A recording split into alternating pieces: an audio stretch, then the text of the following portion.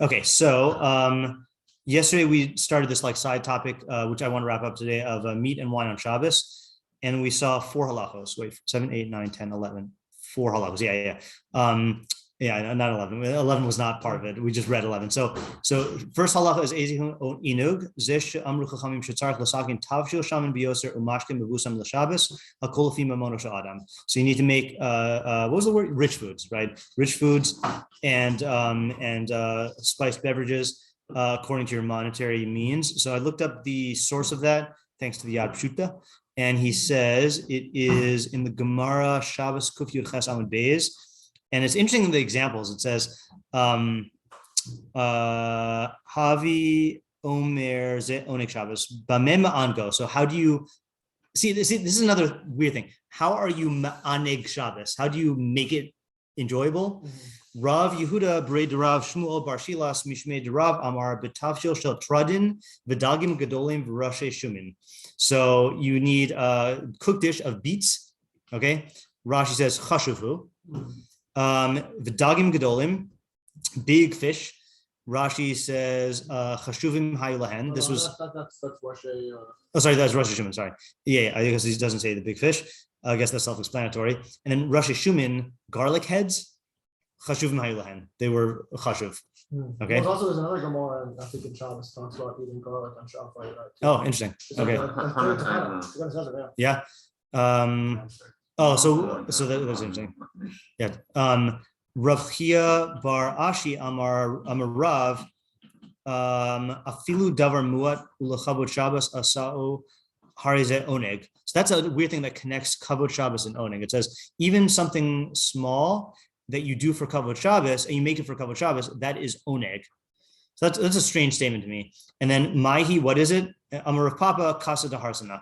So Kasa Daharsana is Rashi Dagim Ktanim Mituganim Beshemen. So small fish that are fried in oil, Kirbehen, Beshemen Kirbehen, in the oil of their innards. I don't know exactly what that is.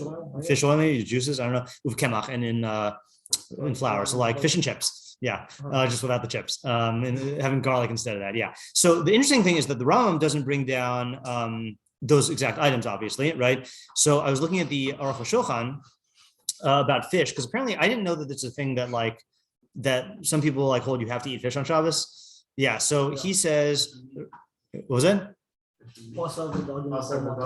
Oh right, yeah, but it's in the song, but that's I don't think that means that you have to. But so here, this is what he says. Some sort of basis in like right, right. That's true. So he says he couldn't find the source of the Ram. So he quotes the Rambam, just the one we just read, and then he says he couldn't find a source for the Rambam to say of the Rambam source for saying that you need to make have rich food, rich tavshil. Gemara Isa. So then he quotes our Gemara.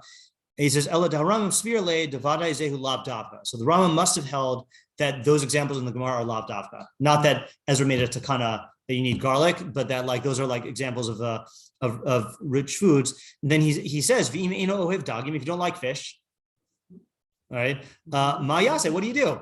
Right? El Ha'ikar Hatavshil Al Chaviv Lo. Right, really, it's you have to have a tavshil that you enjoy. The hey shaman bioser, it should be very rich. Shekin derech hashim. That's the way of the rich to eat rich food. The Gemara nakta lefi mashi haya b'meim. The Gemara just used examples from their days. Shetavshilin elu hayu chavivin eslam. Those were their favorite foods.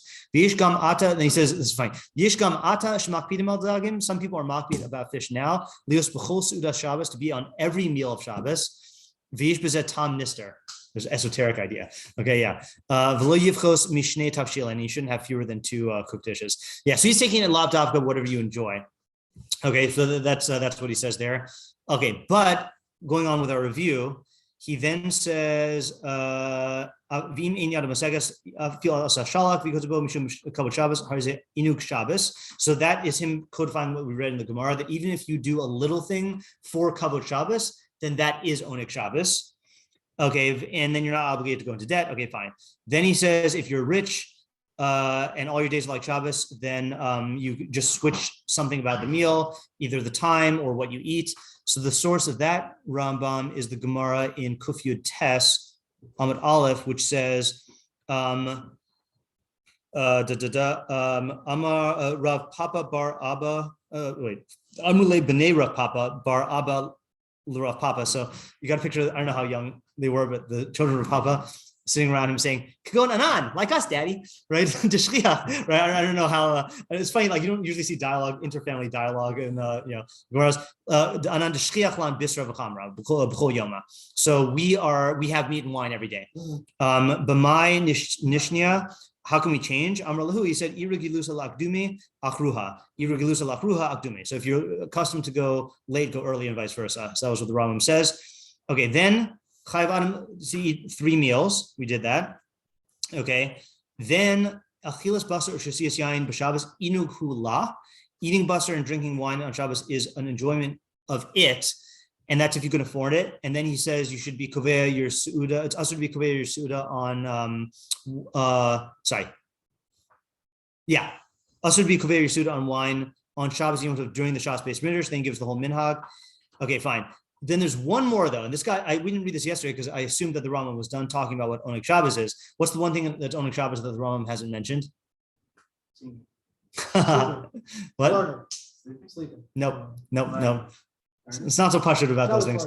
So so he says, well, depending on how you define it. So he says, we read this one about traveling. Then he says the isser to cry out and to ask for rachamim on Shabbos. Then you can't besiege cities on Shabbos. None of that. We'll have none of that now.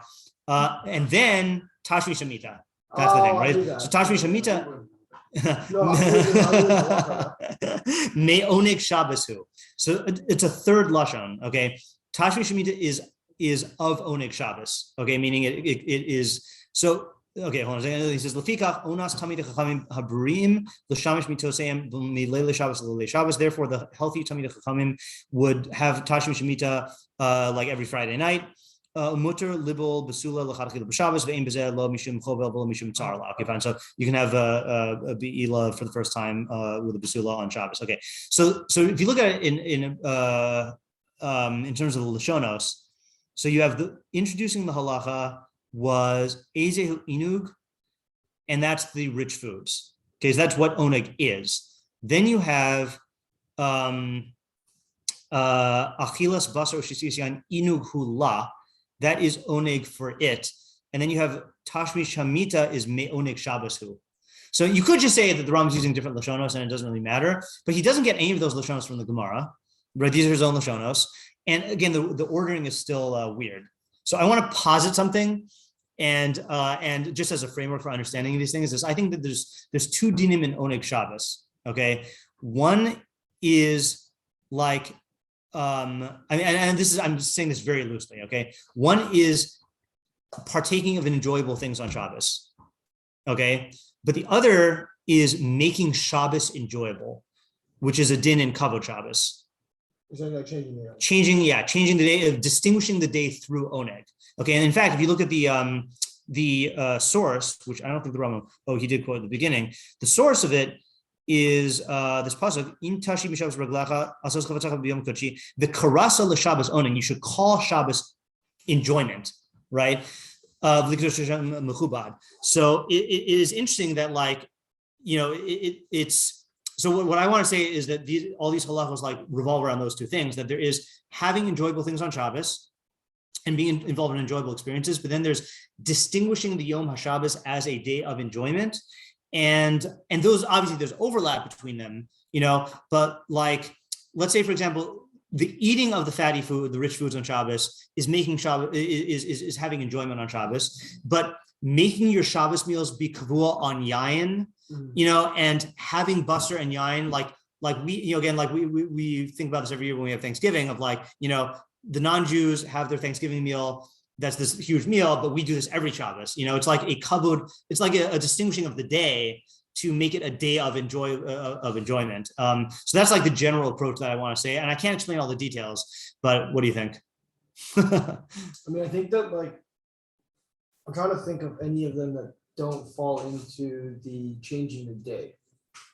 In the sense of even eating the fatty foods is a din in changing. Right, exactly. People. Yeah, right. And then the raya, sorry, just really the raya is changing the time is still a halacha and oneg, even though you're eating the same foods, right? Like in fact, you could be arguably you could be making it like less enjoyable. I don't know if you're like making it, let's say you enjoy eating early and you eat late, but it's changing the day via oneg, via the way that you enjoy things. Right. Yeah. Let's just for kicks see what the, I think there's a good Radak on this for Shabbos oneg. This might be a little bit beyond halacha, but again, this is still in my Girsa Diankusa that Rabbi Goldberg gave a shir on oneg and kavod Shabbos in my first year in yeshiva, and so this is where he read this thing. So I haven't read it since then. I don't think. He says, "V'kras l'Shabbos oneg im tashiv mi Shabbos mitzvahs lo taseh." So when it says if you withhold on Shabbos your foot, that's mitzvahs lo taseh. V'kras l'Shabbos oneg mitzvahs taseh la'aneg haguf b'yom haShabbos b'ma'achalim arevim v'tovim, to make Shabbos enjoyable for the body with delectable and good food. Since you change it from other days for the good, yizkor maseh bereshis, you will remember the day of maseh bereshis, and that Shabbos will that God made it anew out of nothing, Shabbos b'yom hashvi, and rested on the seventh day. And that will cause you to praise God and glorify Him with your mouth and your heart. And your soul will get enjoyment in it, in Him, I think, actually. You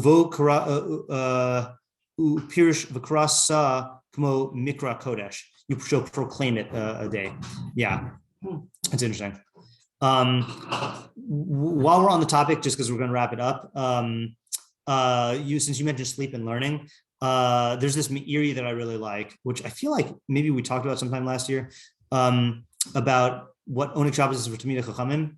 It's a good Meiri to know. Yeah, I thought that was what the Rambam was saying. Oh no, different thing. Okay. Yeah, so this is a good one, and you have to be honest with yourself whether you earn this. Okay, so he says mitzvahs oneg Shabbos gadola ad ma'od v'inyana hu lefi mamono shel adam. Fine. So oneg Shabbos is very great, and it's based on your mammon. Lefi ma sheragil bo b'chol, and based on what you're used to spending during the week. V'hu, or what you're used to doing during the week. V'hu shamra afilu davar muad v'asal lekavod Shabbos harizeh kiyam mitzvahs oneg Shabbos. V'klal advarim aseh shabbat chachol v'al titzark l'briach. Okay, fine. Okay, so there's a Yerushalmi that says Bamim Ango, how do you make Shabbos enjoyable? Mar Amar B'Shena, Mar Amar B'Talmud Torah. So one says with sleep, the other says with learning. Okay, V'lo pligi, but they're not arguing. Kan b'Talmid, kan b'Baal Bayis. One is talking about with a Talmid, another's talking about with an average person, right? Baal Bayis. Upirshu bo rabosai. So the Meiri's Rebbeim explained it. Shatalmid ma'ango b'Talmud Torah, Baal Bayis b'Shena. That the Talmid makes oneg Shabbos with learning, and the Baal Bayis sleeps on Shabbos. Va'ani omer, but Meiri says, Hefech hadvarim, opposite. Shatalmid, the student, sheshone kol yemei hashavua, he's learning all week. Makayim b'Shabbos oneg shena. So he fulfills on Shabbos oneg through sleeping. Shelo yehei sichlo loe yoser midai, so that his intellect doesn't get too worn out. But you need to give your intellect a rest on Shabbos. Aval balabayis, but the working guy, shemis asik kol yemos hachol b'iskav, who's just involved in his own work all day, all week. He should be involved a little bit in Shabbos learning by way of enjoyment. So there's a